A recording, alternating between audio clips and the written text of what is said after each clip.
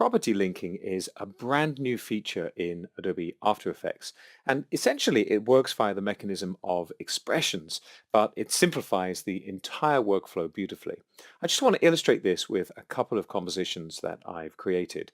This is a very simple composition created from a couple of shots from a short I directed recently called Theft Unexpected. And we don't actually have any masked content like this in the film, but you can see I've got a couple of clips here and they're just masked really, one on one layer and one on the other. Now, let's say I'd like to apply a glow effect to these layers independently, and I want to adjust the settings for that glow effect on both of them at the same time. Now, I could do this with an adjustment layer, right click, and a new adjustment layer, and then I could apply the effect on there. But then that's going to apply the effect to every layer underneath it, and that could introduce some unwanted results, and it could add a little bit of unnecessary complexity. I'm just going to select this layer and hit the delete key. So I'm going to show you a brand new way of achieving this with After Effects.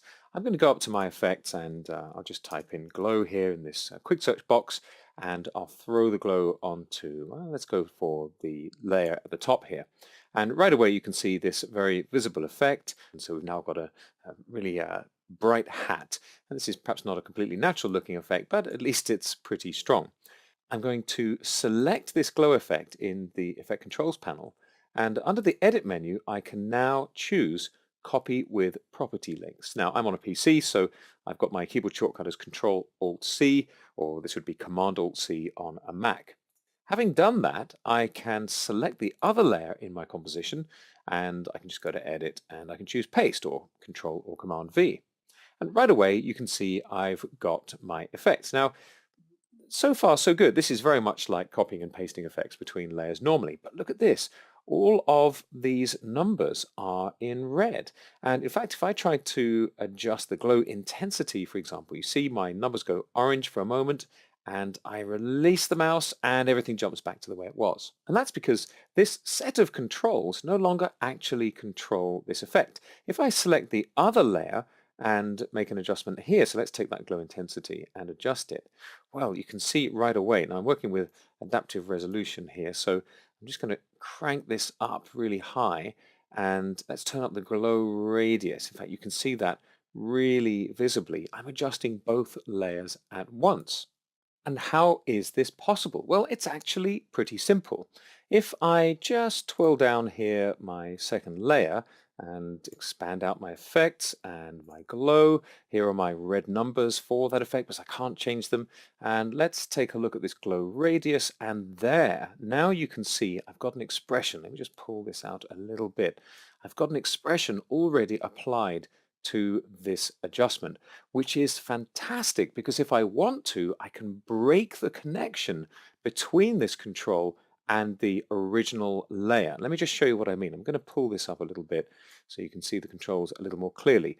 Let's say I want the glow radius on this layer to be adjusted independently of the glow radius on this layer.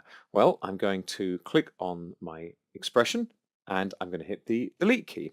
Now my glow radius has turned orange. Remember, in Adobe applications, if you see orange numbers with an orange underline, you can click and drag or click and type, and now I am adjusting the glow radius independently for this layer. But if I go to any of the other controls, they're still locked.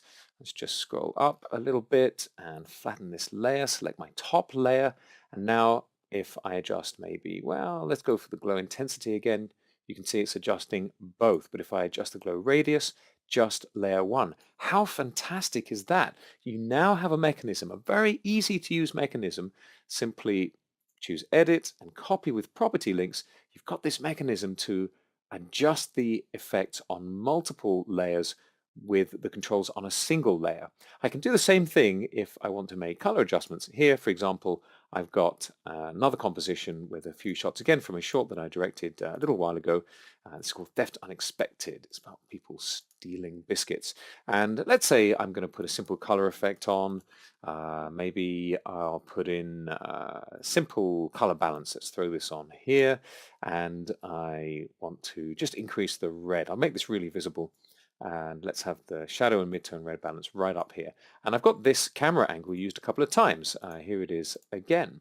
There we go. We've got this guy over at the end of my composition. So what I'm going to do is select this effect, edit, copy with property links, select this layer at the end, edit, paste. Of course, you could use the keyboard. And now, once again, if I go back to my first layer, I can make adjustments. And look at that, it's adjusting the last layer as well. This is a powerful new feature, and it opens up a lot of new effects workflows. You can even copy a whole layer with the copy with property links option. And if I now deselect and paste, I'm pressing Command or Control V, you can see I've now got a whole extra layer with all of the properties linked together. So that's property linking in Adobe After Effects.